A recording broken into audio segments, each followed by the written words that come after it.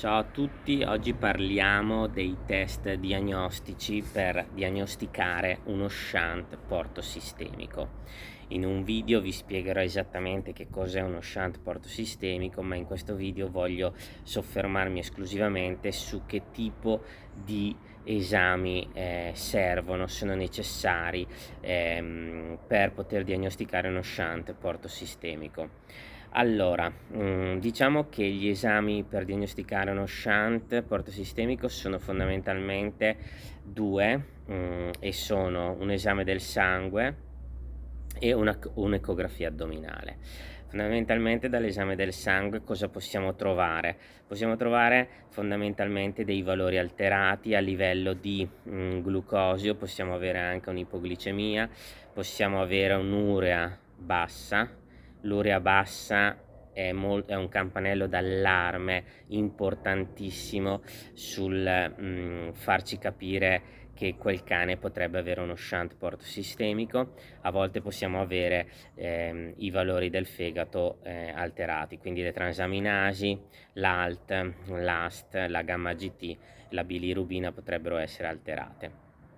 L'esame però specifico del sangue per diagnosticare fondamentalmente uno shunt portosistemico è l'ammoniemia. Calcolate che tutte le volte che noi mangiamo, il cane quindi mangia, produce una quantità di ammoniaca che fondamentalmente viene completamente trasformata in urea dal nostro fegato. Quando quando il cane ha uno shunt portosistemico, noi cosa abbiamo? Abbiamo un bypass del sangue che dal circolo diciamo enterale bypassa completamente il fegato e ritorna nel circolo diciamo sistemico. Quindi salta completamente il circolo portale.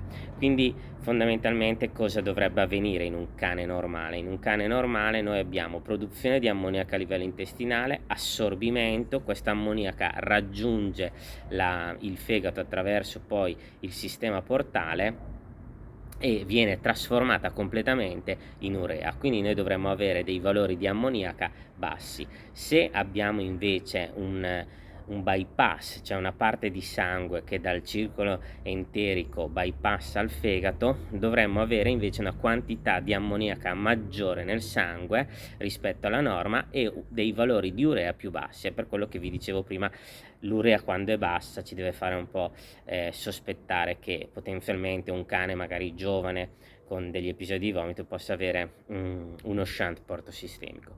Quindi l'ammoniaca fondamentalmente ci permette di ovviamente verificare se c'è la presenza di uno shunt. Diciamo che valori elevati di ammoniaca dovrebbero quasi sicuramente poi portarci alla ricerca attraverso l'ecografia addominale oppure attraverso la diagnostica per immagine avanzata, TAC risonanza, di cercare poi lo shunt, di cercare quindi quel vaso che bypassa completamente il circolo enterico. Quindi fondamentalmente per uno shunt portosistemico l'ammoniaca è l'esame del sangue diciamo il gold standard. Se l'ammoniaca è elevata fondamentalmente molto probabilmente avremo a che fare con un cane che ha uno shunt portosistemico e poi si va a verificare attraverso, ripeto, l'ecografia o la diagnostica per immagine avanzata la presenza di questo vaso che bypassa.